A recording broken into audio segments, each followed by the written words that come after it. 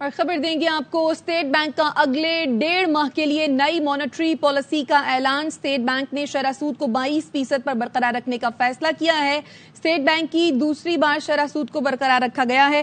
مزید کیا تفصیلات ہیں انجم وہاب سے جانتے ہیں۔ انجم بتائیے۔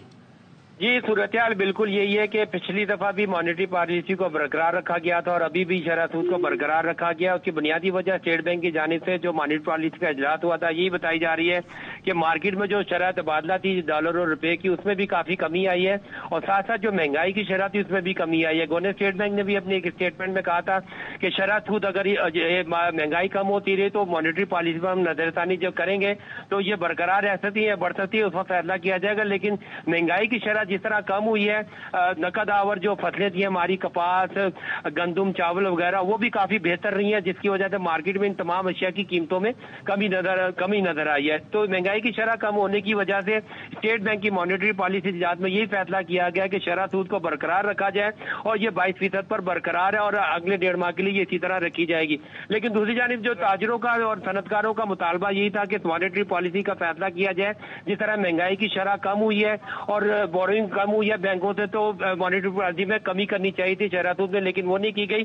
لیکن بہرحال وہ ایک خواہش پوری ہو گئی کہ اس کو برقرار رکھا گیا اور 22% پر برقرار ہے اور یہ 1.5 ماہ تک برقرار رہے گی۔ ٹھیک ہے انجم، آپ ہمارے ساتھ ہی موجود رہیے۔ اسی معاملے پر بات کرنے کے لیے ہمارے ساتھ موجود ہے ماہر معاشیات عابد سلیری صاحب۔ عابد سلیری صاحب، سر بہت شکریہ ARY کو آپ نے وقت دیا۔ اسٹیٹ بینک نے دوسری مرتبہ شرح سود کو برقرار رکھا ہے، تو یہ کیا انڈیکیٹ کرتا ہے؟ Is it a good sign? دیکھیے، ڈیفینیٹلی ایک پازیٹیو سائن ہے۔ اسٹیٹ بینک سمجھ رہا ہے کہ گیس میں ٹیرف جو ہے وہ بڑھنے کے باوجود جو اگلے 1.5 ماہ میں مہنگائی جو ہے وہ کنٹین رہے گی۔ اس طرح کے اکنامک انڈیکیٹر جو ہیں وہ اس کی اسٹرینتھ کے اشارے جو ہیں وہ مل رہے ہیں۔ بہت سے مبصرین اس میں کمی کی پیشین گوئی کر رہے تھے، لیکن اگر ہمیں گیس کے بل جو ہیں جو کہ 1 نومبر سے اپلیکیبل ہوں گے، زیادہ تر صارفین کے لیے اگر بلوں میں ایک نمایاں اضافہ جب دیکھنے میں آ رہا ہوگا تو ظاہر ہے کہ اس کا امپیکٹ جو ہے وہ انفلیشن پہ آئے گا، اور اسٹیٹ بینک نے اسی کو ذہن میں رکھتے ہوئے انٹرسٹ ریٹ کو مینٹین رکھا۔ ورنہ جس طریقے سے پیٹرول کی قیمتوں میں کمی کی گئی تھی، اور جیسے ڈاکٹر شمشاد اختر نے بھی چند روز پہلے ایک پریس کانفرنس کر کے انہوں نے معیشت کے بارے میں کچھ پازیٹیو انڈیکیٹرز، اور اسپیشلی کہ پاکستان IMF کے ریویو کے لیے تیار ہے اور امید ہے کہ نومبر کے اینڈ میں دسمبر میں اگلی ٹرانچ پاکستان کو مل جائے گی۔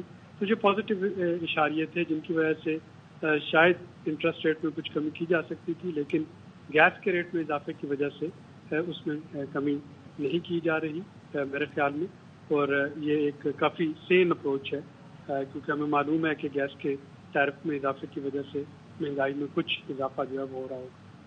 تو سلیری صاحب، شرح سود کم ہوتی ہے یا زیادہ ہوتی ہے یا اگر برقرار رہتی ہے تو عام آدمی کی زندگی پر اس کا کیسے اثر ہوتا ہے؟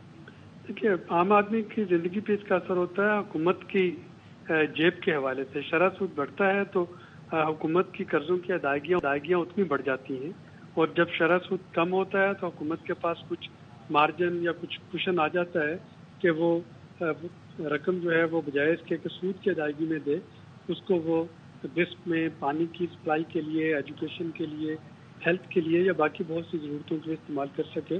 اگر آپ کو یاد ہو تو ہمارے بجٹ میں اس وقت جو سب سے بڑا خرچہ ہے وہ سود کی ادائیگی ہے اور قرضوں کی ادائیگی ہے۔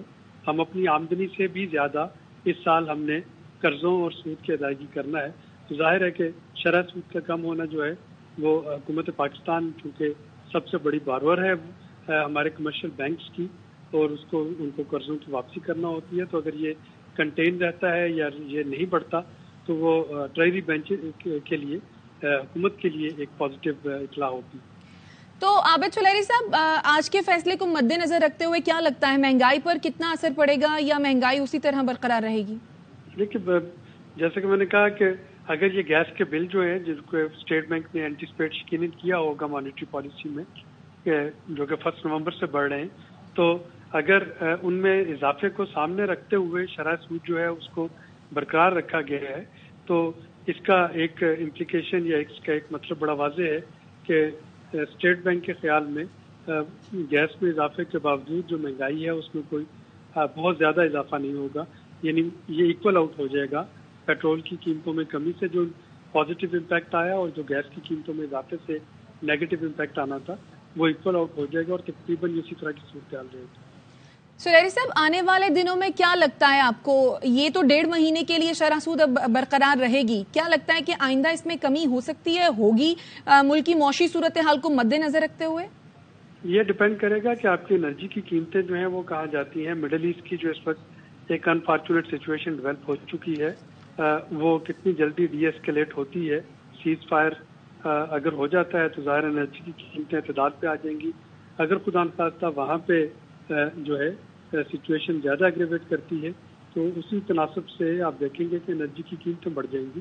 तो 1.5 महीने बाद क्या होगा ये बहुत ज़्यादा डिपेंड करता है कि अगले 1.5 महीने में मिडिल ईस्ट में सिचुएशन जो है इस वक्त कॉन्फ्लिक्ट की वो किस तरीके से अनफोल्ड होती है।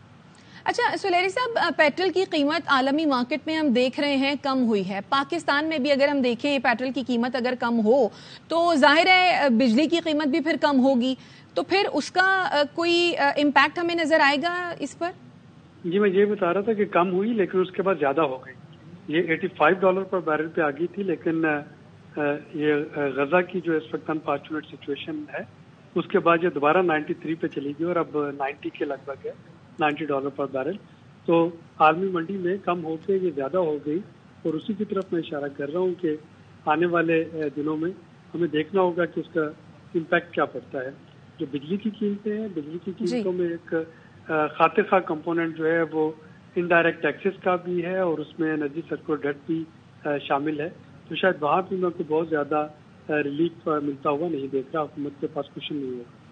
ठीक है, बहुत शुक्रिया आबिद सुलैरी साहब आपके कीमती वक्त के लिए। स्टेट बैंक ने अगले 1.5 माह के लिए नई मॉनेटरी पॉलिसी का ऐलान कर दिया है। स्टेट बैंक ने शरह सूद को 22% पर बरकरार रखने का फैसला किया।